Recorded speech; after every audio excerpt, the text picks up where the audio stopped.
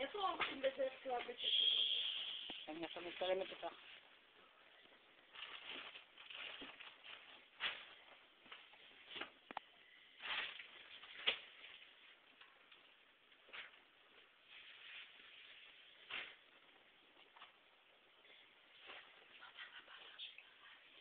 שלמתי אותך.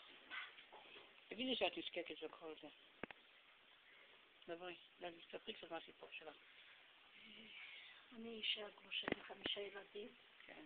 כן. יש לי בעיות של ההוצאה לפועל, בעיות בריאותיות, מטפלת בבריאות הנפש, ברווחה, מצב הכלכלי קשה, ויש לי ילד גם שיש לו סימנים בלילה, הוא לא יושן בוכה בגלל הקסאמים, הוא אומר, אני כאן קומה שלישית, שהוא מפחד שלא יעבור עליו וזה בלילה, והוא בוכה, והוא עוד לא רשמו לי אותו בתיכון בגלל המצב שלו.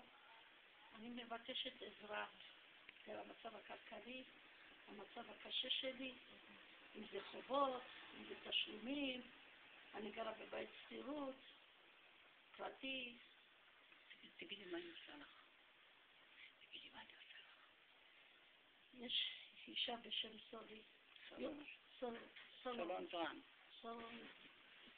סולון רן. רן. היא אישה צדיקה, אישה שאוהבת לעזור לאנשים נזקקים. אישה שדואגת שלכולנו יש בשבת מה לאכול, אם זה אוכל, אם זה ירקות, אם זה מוצרי מזון, הכל היא עוזרת. אישה טובה, תומכת. הקדוש ברוך הוא יעזור גם לה וגם לי, אמן. מה את מבקשת מהאנשים? מה זה? איזה עזרה את מבקשת מהאנשים? אני מבקשת על המצב הכלכלי שלי, על ציוד לבית הספר לילד. לילד לבית ספר, אין לי איך, עוד לא קניתי לו, לא תלבושת, לא ביגוד, לא ספרים, עוד לא כלום, כי המצב שלי קשה. את המענק שאני מקבלת של הילד, אני משלמת תשלומים. רוצה שאנשים יעזרו לך אם אני שמה אותך בפייסבוק? שיעזרו, אני מבקשת עזרה. אוקיי, אנחנו נעשה את הכל כדי שיהיה לך עזרה. אל תדאגי, הכל יהיה בסדר. תודה רבה לך, תהי בריאה. תודה. שיהיה לך שבת שלום ותהיו בריאים ותהיו. שיהיה לכם רק טוב, אמן, וכל עם ישראל, אמן. זה עוזר לך מה שאנחנו נותנים לך?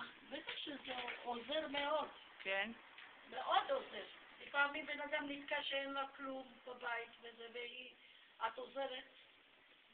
זה עזרה. אני לא עוזרת, השם עוזר, או שולח ואת עוזרת. הקדוש ברוך הוא עוזר לכולם. יש לך את האומץ בשביל לעזור. נכון. ושתהי בריאה.